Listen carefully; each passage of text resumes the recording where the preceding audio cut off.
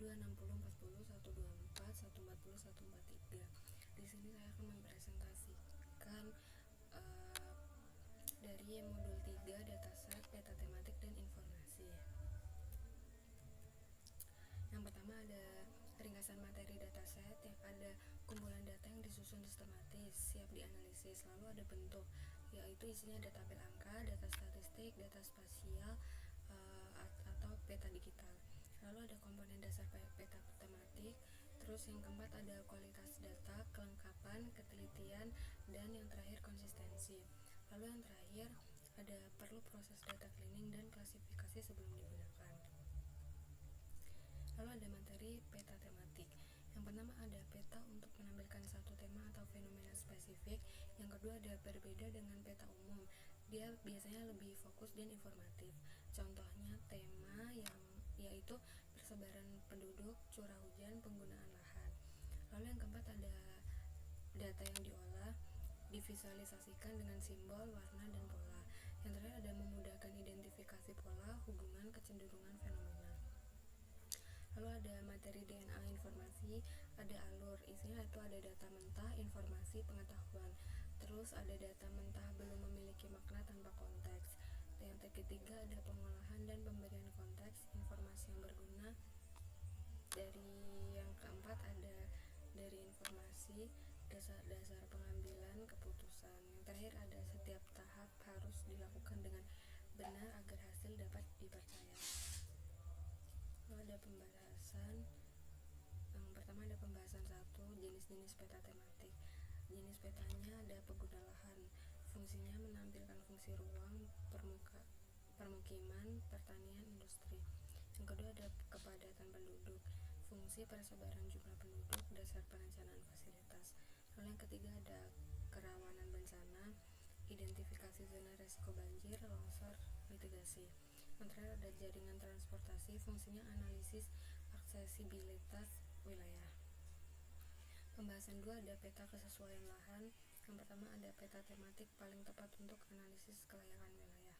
Metode overlay beberapa peta, penggunaan lahan, lereng, tanah, kerawanan.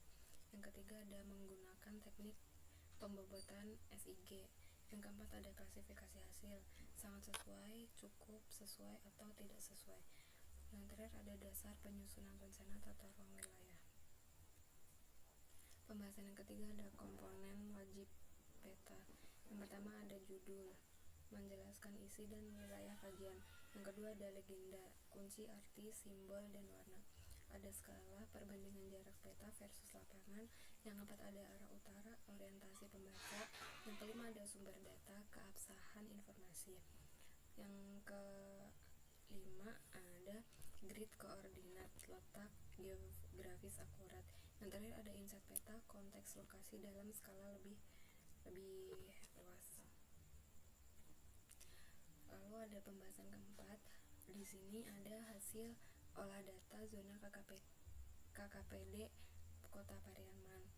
Nah, dari hasil yang saya buat, pembagian zona mencerminkan keseimbangan konservasi dan pemanfaatan. Zona perikanan berkelanjutan mendominasi, fokus pengelolaan sumber daya terkendali. Yang ketiga ada visualisasi spasial, memudahkan pengambilan keputusan pengelolaan wilayah. Lalu ada pembahasan yang kelima, konflik ruang. Konfliknya permukiman versus kawasan lindung. Penyebabnya ada tekanan pertumbuhan, penduduk, kebutuhan lahan meningkat. Yang ketiga ada pihak yang terlibat, pemerintah, masyarakat lokal, dan pengembang. Fungsi kawasan lindung ada keseimbangan ekologis dan pencegahan bencana. Untuk pemicu lainnya, ketidaksesuaian RT/RW dengan kondisi lapangan dan lemahnya pengawasan. Untuk solusi, analisis berbasis peta tematik, peta penggunaan lahan, dan peta kepemilikan tanah. Lalu ada data sosek. Untuk kesimpulannya, yang pertama dataset, fondasi analisis, kualitas data menentukan akurasi hasil. Yang kedua ada peta tematik, mengubah data menjadi visual yang mudah dipahami, mengungkap pola dan hubungan spasial. Yang ketiga ada DNA informasi, di mana data harus melewati proses terstruktur sebelum menjadi pengetahuan yang dapat digunakan untuk pengambilan keputusan. Berikut adalah daftar pustaka yang saya ambil.